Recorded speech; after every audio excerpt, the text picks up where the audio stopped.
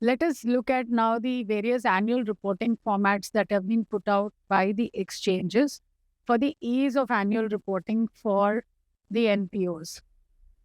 It's important to remember these forms have been numbered and they have a fairly simple pro forma to follow. And I'm sure there will be more videos specific to discussing these forms. There would also be training programs. And as you, perhaps the very first year that you fill these forms, you might find it a little tedious to bring together the information. But as you get conversant with it, it is going to be mostly updating the information, and you would also be aware what is the kind of information you need to maintain in the organization to be able to report in this manner.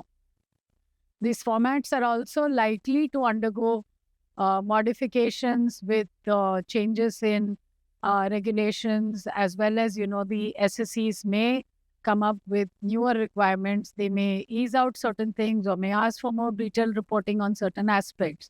So this is going to be a work in progress. There will not be any major departure that I foresee. So let's look at these broadly, the key formats. Form 1A, it talks about, or it covers rather, the disclosures that are general and on governance aspects that are not kind of dependent on your statutory financial audit. So typically for NPOs, the audit cycle is such that it is kind of tied to reporting to income tax. And in some cases, like the Charity Commissioner in Gujarat, Maharashtra, and societies registrars also have their timelines. But the reporting for the social stock exchange is more or less aligned to reporting to income tax. So things that are not dependent on your statutory financial audit and reporting to tax authorities, etc., those have been culled out into Form 1A. And therefore, this will have a shorter time period for you to report at the close of a financial year. The notification talks about 60 days. So when the financial year closes on 31st March, you really have April and May to complete this. So we'll talk about what are the basic contents of Form 1A in a bit. Form 1B covers disclosures of, the general governance and finance aspects that have a reference to the audited financial statements and filings with various authorities. So this kind of takes into account the fact that the organization will be reporting on aspects that have to be pulled out from the audited statements, and it also is related to submitting reports that have been given to the other regulators. So these are all in Form 1B. So Form 1B timeline would be, in a sense, a little longer than Form 1A, so that you're able to complete these and report out. Form 1C and 2.1 are related to programs. So 1A, 1B were general governance, financial, 1B in particular. 1C and 2.1 are more about specific program reporting. So let's look at what is Form 1C. Now, if you recollect, we know that all NPOs on the SSE are first registered, and then registered NPOs go on to list specific projects. So if you have listed projects, for listed projects, you would be filing Form 2.1. But let's look at even an NGO that has listed projects. It would be doing certain other projects, right? It would be doing other projects. So it has to report on those significant projects, which is what we are calling as significant non-listed projects. I'll explain this term in a bit. So if you are registered, right, if you are registered on the stock exchange, then this is a must. Form 1C is a must, right? And if you have a listed project, you will also be filing 2.1. So what is significant non-listed project? What the SSE says is that you would know which are your top 5 programs, projects. We are using the term here, program, project, intervention, activities almost to mean the same. So the form says that based on annual expenditure in the reporting period is the last financial year. So if we are in 2024, we are reporting for the financial year ended March 24. So starting April 23 to March 24, that is your financial year. In that year, projects which accounted for 2/3 or 67% of your spending, they would be considered broadly as significant projects. Now, if you also have a listed project, this listed project should be counted in that 67%. So without sounding too complicated, let me say that significant projects means those that account for 67%. Out of 67%, if you have a listed project, that gets reported in Form 2.1. All the other projects out of that 67%, after excluding the listed, would be reported in Form 1C. It will become a little more clear when you start looking at the contents of these forms. So let us see Form 1A. 1A, if you remember, is the form that really goes out soon after the financial year is closed. It is not dependent on your statutory financial audit. It is not dependent on financial information that you will be compiling at the end of the financial year. So these are general aspects. You see, these look very preliminary, the name, various location, your vision, purpose, mission, etc. And organization's goals, activities, products, and services. Simple, isn't it? So now in that same form, you go to the next section, which is on governance aspects. Again, fairly simple. This is the kind of information that you would be used to reporting to any funder. And more so, this is all part of your income tax and FCRA reporting. So ownership and legal form, about your governance structure, what kind of board committees you have, or do you have a advisory, you have a executive board and an advisory body, etc. The role of the governance body, something that you definitely are aware of, and it would be put into it would be in your governing document, which is your trust deed or your MOA, AOA, or the constitution of the organization. A simple list of all the governing body members, trustees, and details. For this, we have a format you will see shortly. When you're looking at this format, be very particular about seeing each of the columns. It talks about the name and the identification details. It would also require to disclose relationship, remuneration, etc. for those particular board members. There's a lot of help text in all of these formats. Then the details of the chief functionary. If you've had multiple chief functionaries during a year, those tenure details are also asked. Even in the board members, tenure is asked. Then your key executives and what their responsibilities are. Very aware that, in nonprofits, typically people put on different hats. So do mention the responsibilities against the names of those persons. Then details about, the functioning of the governing body.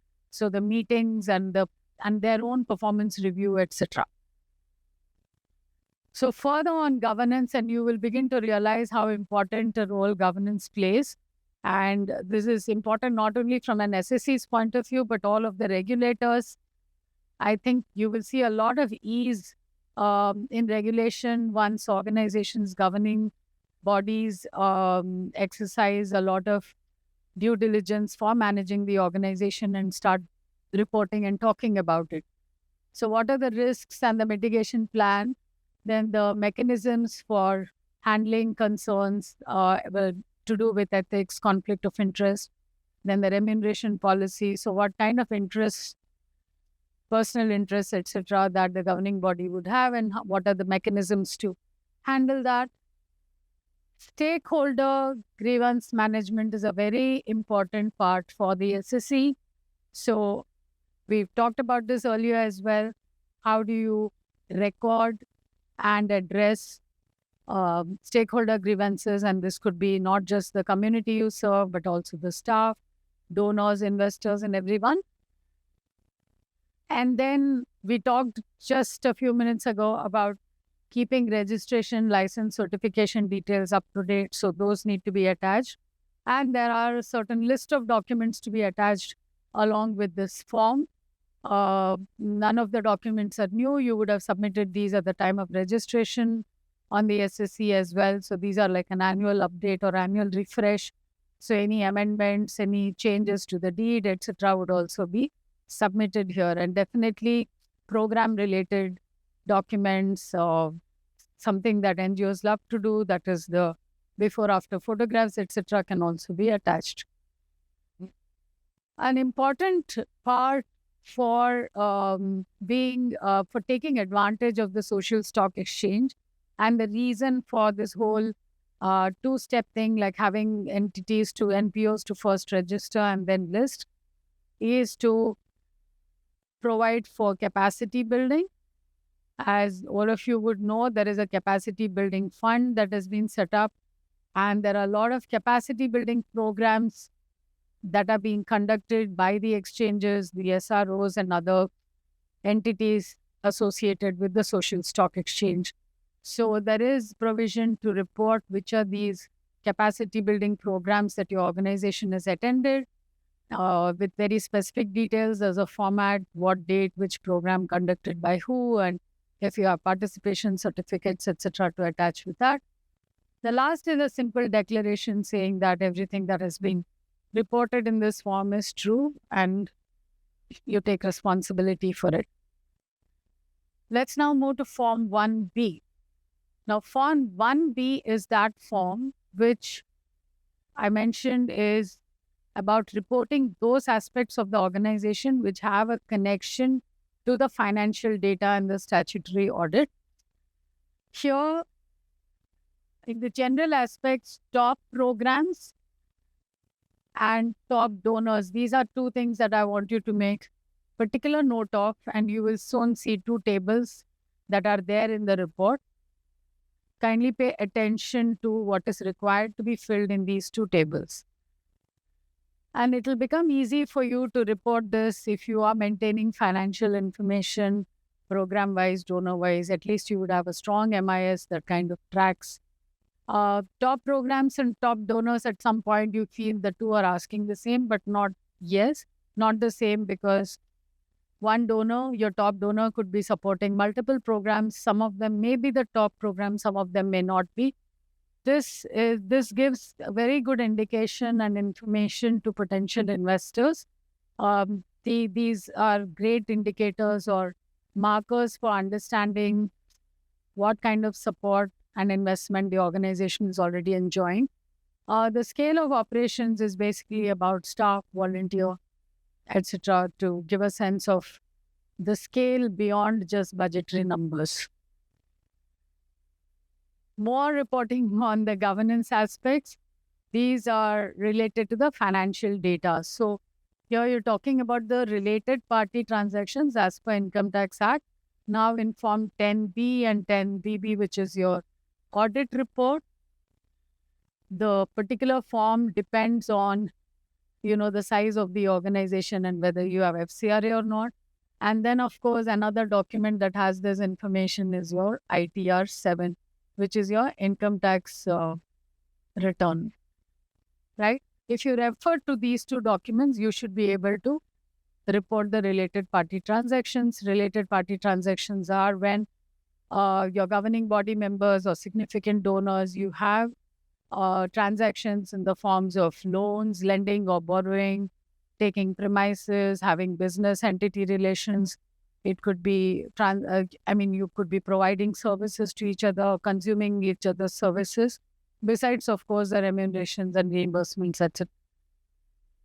What kind of compliance management processes the organization has, reporting on that. We talked about this in earlier segments. Then, of course, disclosure on the financial aspects. Here you would be attaching all of the detailed financial statements. So it just kind of lists out not only the audited financials, the auditor's report, but also filings with income tax, filings with FCRA, and your primary regulating authority, which is the Charities Commissioner, the ROC, or the Society's Registrar. Then we have, this is like a summary, this part, on what kind of program reporting is there to come in the next form. So basically, the list of programs funded through listed securities on SSE, for which Form 2.1 is prepared, and then for which Form 1C. So this is like an index or a key to the social impact reporting. Let me try and explain this again. In Form 1B, in this segment, you're kind of putting the top 5 programs and stating which of it is listed and therefore for which you have prepared Form 2.1, and which of those are not listed, but if you remember the terminology, non-listed significant projects. So for those, you would have prepared in Form 1C. Again, this form has a declaration that everything that you have submitted is true and you're aware of that factually it's correct. And there is a statement of compliance. This is to be signed by the chief functionary, where there is basically a statement that says that it talks about meeting that eligibility criteria of 2/3 of revenue, expenditure, or beneficiaries or customers being in the targeted population segment. So if you see all the criteria and the performance or continuing to meet that criteria is what you end up reporting annually. So the annual reports are trying to capture whether the organization still continues to meet the eligibility criteria and some of the other conditions that are associated with being registered on the social stock exchange, and reporting on programs that are listed. And when you're talking about listed, it will take you back to connecting to the fundraising document. And in that fundraising document, the logic model and solution implementation plan. So in a sense, there is nothing very new or surprising in the reports. The reporting formats are designed to help you to report back on, in a sense, the promises and undertakings made at the start of getting registered or listed. Okay, so now we move to the social impact reporting piece, Form 1C and Form 2.1. So if you remember, we just identified on the previous slide about Form 1C for non-significant, non-listed significant projects, my part.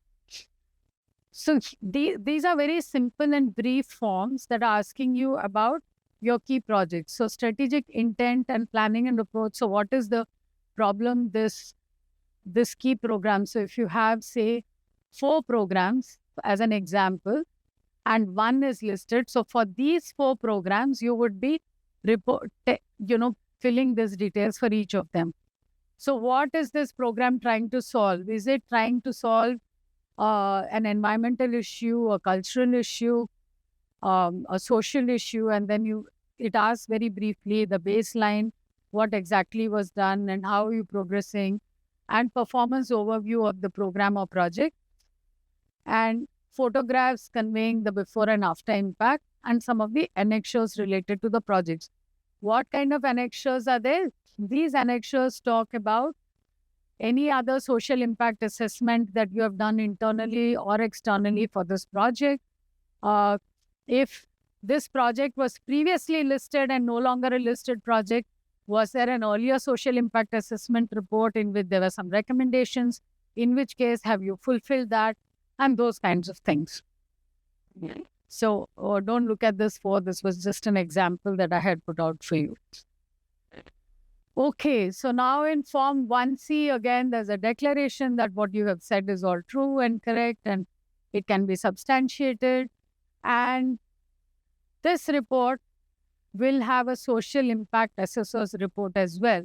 So the social impact assessor, if I can help you recall, the social, the self-regulatory organizations, SROs, have an empaneled list of social assessment forms with which who employ social impact assessors. The lists are available with those SROs, which is the the SROs created for social impact assessment by the Institute of Chartered Accountants Association of India, ICMAI, Cost and Management Association of India, and ICSI, which is the Institute of Company Secretaries of India.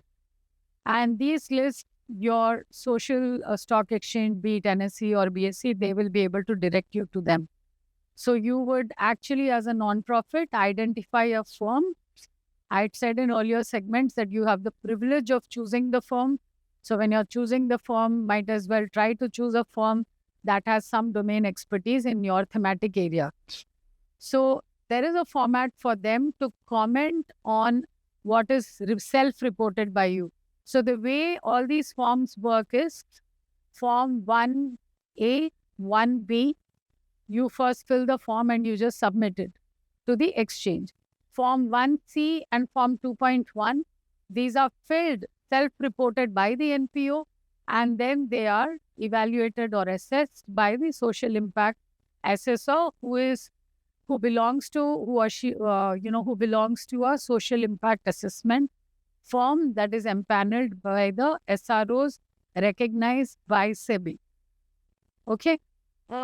So once the social impact assessor is given your report, they will choose to, as per the guidelines, they have their own guidelines from the SROs. As per that, they will do the social impact assessment. The format is already available to you. It is part of 1C, so you know what is it that they're going to look at. And the good thing is that these forms also provide for a confirmation by the social enterprise. And I think all of you should appreciate this, that whatever the impact assessor is going to talk about or report about, you have an opportunity to have a dialogue and confirm that you're aware of what is that is being reported. And the impact assessor, if you see, is actually assessing these things: the performance on the outcome, your stakeholder feedback, sustainability, and material changes. And these issues are already covered by the segment that you are reporting in 1C. So when the social impact assessor reports on these specific points, you get an opportunity as the NPO to have a conversation, and you can confirm that here. And hopefully, based on their comments, you would kind of take that feedback and loop it into your program.